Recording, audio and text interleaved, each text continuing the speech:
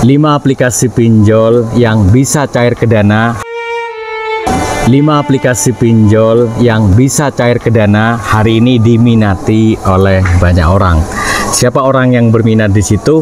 Ini yang akan saya jelaskan, dan betapa bahayanya kamu kalau tahu ilmu seperti ini, terutama buat kalian yang tidak punya kontrol yang kuat, terutama dari sisi mungkin saya menyebutnya iman ya, atau mungkin orang sekarang menyebutnya perilaku yang membuat dia akan ya demoral, atau sesuatu yang membuat dia akan terjebak pada yang namanya penipuan.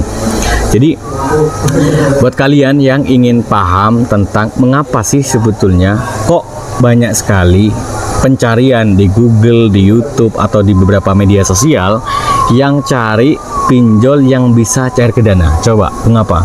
Setidaknya saya sudah mencatat ada sekitar 5 alasan yang perlu kalian pahami. Yang pertama, mengapa kemudian e-wallet Dana ini menjadi semacam sesuatu yang dijadikan sebagai tempat banyak para penipu ya, dalam hal ini yang kemudian menggunakan itu sebagai jembatan dia mencari korban. Dan biasanya banyak sih yang ngerasa bahwa akhirnya selalu nggak pernah pinjol, kenapa saya ada tagihan. Nah, ini yang terjadi gara-gara kena yang namanya tipuan para pemain, para joki, ataupun para orang-orang yang nggak bertanggung jawab gara-gara pinjol bisa dicarikan lewat e-wallet. Nah, satu poin yang pertama, nah, Dana itu sifatnya lebih anonim dibandingkan rekening bank. Jadi maksudnya gini, kalau kita buka rekening bank itu kan kita butuh yang namanya KTP, KK, NPWP, kemudian ada verifikasi yang ketat, misalnya verifikasi wawancara, verifikasi wajah, verifikasi secara detail gitu. Sementara kalau kita menggunakan Dana, ya sudah, cukup hanya dengan KTP, selfie, selesai. Tidak ada verifikasi lanjutan, sehingga rentan sebuah KTP kalau kemudian kamu sebar ya ke orang-orang yang nggak bertanggung jawab, dia akan lakukan itu kepada pinjol yang afiliasi terhadap Dana. Nah, berikutnya adalah praktek pinjol di sini ya. Itu alasan kedua. Jadi pinjol tumbal, maksudnya pinjol tumbal itu pinjol yang dianggap tidak terverifikasi oleh OJK atau yang kemudian terverifikasi tetapi mudah dicairkan melalui rekening e-wallet, dalam hal ini Dana, kayak gitu. Nah, ini yang kemudian dijadikan sebagai cara orang-orang penipu itu melakukan yang namanya strategi mencairkan uang pinjol tadi menggunakan Dana, seperti itu. Jadi korban pada akhirnya bisa dengan tidak sadar mengajukan dengan cara-cara trik yang dilakukan oleh orang-orang yang nggak bertanggung jawab. Jadi kalian kalau punya akun Dana, kalian kalau punya KTP dan KK, dengan pelajaran ini jangan sembarangan seperti itu, termasuk ke temennya atau ke saudaranya, seperti itu. Kemudian yang ketiga, kenapa menggunakan e-wallet Dana sebagai tempat penipuan misalnya? Karena yang pertama, dia sulit dilacak dan tidak ada buku rekening. Jadi kalau kita bicara bank itu kan ada print out rekening.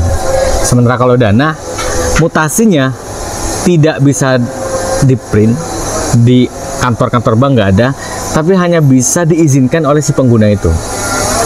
Jadi kalau misalnya dia lapor polisi misalnya, si korban nih ya, kalau menggunakan rekening itu gampang, mutasinya cepet ketahuan kayak gitu.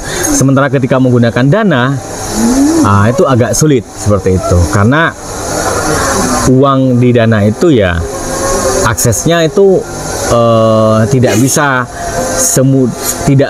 semudah aparat menemukannya kayak gitu. Jadi ya bisa sih kalau dengan strategi yang bisa, tapi rata-rata para penipu menggunakan ini sebagai cara aman seperti itu. Jadi hati-hati teman-teman ya. Kemudian alasan yang keempat, ini penting juga untuk kalian tahu. Nah, sering dijadikan sebagai jalur pendana dana ilegal, atau dalam hal ini bisa seperti misalnya dana luar negeri yang nggak jelas, dana aplikasi bodong, dana dari scam, dana dari ya money laundering misalnya, atau sesuatu yang tidak terrekod oleh negara seperti itu, sehingga rekening dana ini rentan dijadikan sebagai wallet ya, terutama yang saya bahas nih, dana rentan dijadikan sebagai tempat mereka menggunakan strategi pencucian uang seperti itu. Kemudian berikutnya adalah cepat ya. Orang yang kena penipuan dengan menggunakan pinjol yang terafiliasi dengan rekening dana itu biasanya orang-orang yang edukasi keuangannya rendah. Artinya satu, dia gaptek beli, jadi gaptek. Kemudian yang kedua, dia mudah percaya dengan sebuah misalnya hadiah, tawaran diskon, tawaran ini segala macam, yang akhirnya menjebak dia melakukan pemanfaatan identitasnya untuk mencarikan sebuah dana seperti itu, atau uang yang dialirkan ke dana seperti itu. Jadi buat kalian, saya ingin merekomendasikan yang pertama, jangan pernah pinjamkan akun dana ke siapapun, satu. Dan yang kedua, cek mutasi akun dana itu secara berkala. Jadi uang masuknya, riwayatnya harus dicek. Kemudian yang ketiga, laporkan aktivitas yang mencurigakan ke CS Dana. Karena kan ada dana yang sudah terupgrade dengan otomatis, kan memang udah mewakili wajah kita, identitas kita seperti itu. Kemudian kamu kalau ingin menggunakan pinjol untuk mencarikan sebuah uang, itu harus ke rekening dana atas nama diri sendiri. Dan tentu karena dana ini terafiliasi dengan nomor HP-nya jangan sampai kemudian OTP-nya dan segala macam itu bisa tersabotase oleh scam dan aplikasi apapun yang mudah terjadi ke penipuan begitu. Jadi mohon maaf kalau di awal saya bilang 5 pinjol legal yang bisa dicarikan dengan dana, dan yang kemudian yang nonton ini adalah orang-orang yang ingin mencari cara itu. Mohon maaf ya, saran saya bekerjalah yang benar, cari yang halal ya. Jangan kemudian kamu sering melakukan yang namanya penipuan kepada orang-orang yang dalam hal ini orang miskin yang tidak tahu apa-apa, orang yang sudah susah punya terkendala pinjol, masih kamu tipu dengan trik-trik seperti itu.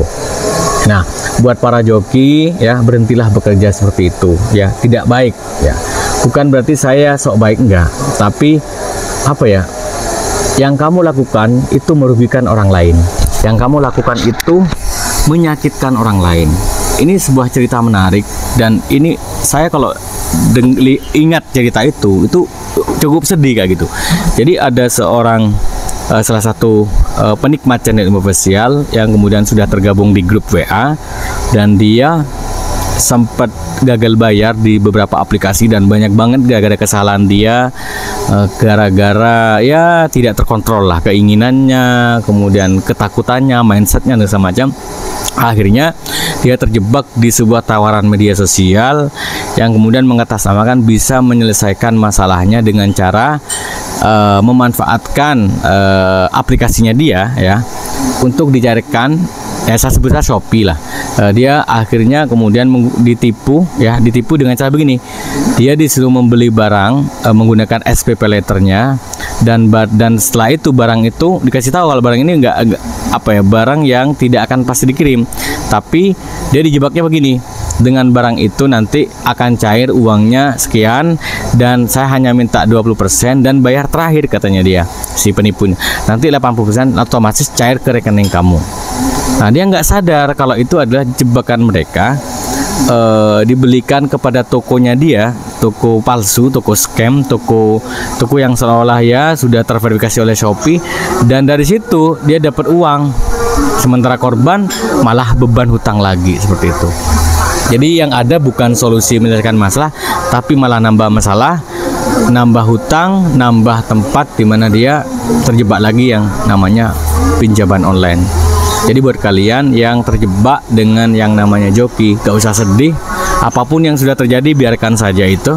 Dan jangan lupa kamu harus rekam, kamu harus simpan bukti-buktinya sebagai bukti bahwa kamu juga kena tipu seperti itu. Sehingga kamu tidak salah ketika kamu ditagih dan kamu gagal bayar. Kenapa saya bilang gitu? Karena gagal bayar di situ karena penipuan. Ngapain saya bertanggung jawab pada sesuatu yang saya juga tidak melakukannya, seperti itu. Jadi teman-teman sekalian, siapapun yang nonton channel Ilmu Official, untuk video kali ini saya memang sengaja di awal ngasih hook bahwa kalian jangan sampai tertipu dengan identitas kamu dimanfaatkan oleh orang lain. Mudah-mudahan video ini bermanfaat, dan mohon bantu like, subscribe, dan tentu kasih komentar ya. Berikan komentar juga atau masukan ke depan saya harus seperti apa memberikan edukasinya. Terima kasih. Assalamualaikum warahmatullahi wabarakatuh.